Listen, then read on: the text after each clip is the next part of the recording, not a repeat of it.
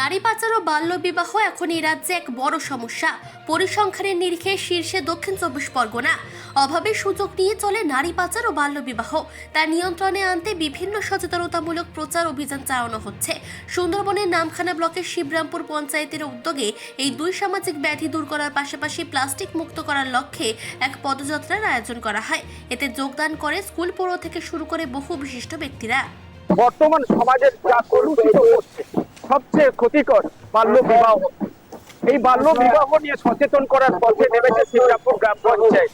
তার সকল সদস্য প্রধান উপপ্রধান সহ অন্যান্য বিশিষ্ট সমাজসেবী, শিক্ষক, শিক্ষিকাদের বিদ্যালয়ের পক্ষ থেকে সমস্ত ছাত্রীরা এই অংশগ্রহণ করেছে। বিরাট আকারে প্রশাসন চলছে।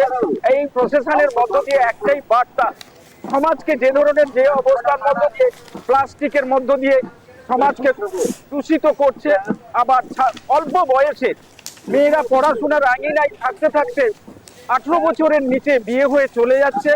এই সরকারি যে নিয়ম 18 বছর এবং ছেলেদের 21 বছর, এর মধ্যে বিয়ে হওয়া কোনো রকমে কোনো জায়গাতে উচিত নয়, তার বার্তা পরিবহন করে আজকে প্রশাসনের মধ্য দিয়ে শিবরামপুর গ্রাম পঞ্চায়েত।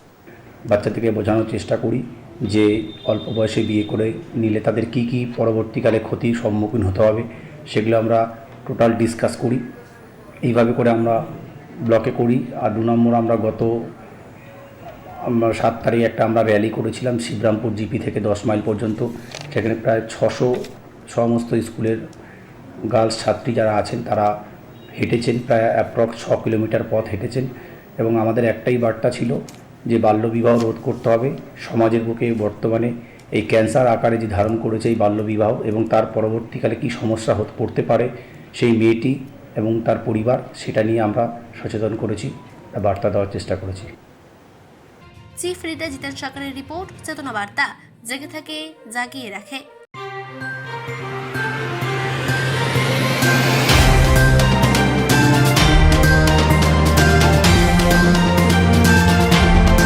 চেতনা বার্তা, জেগে থাকে জাগিয়ে রাখে।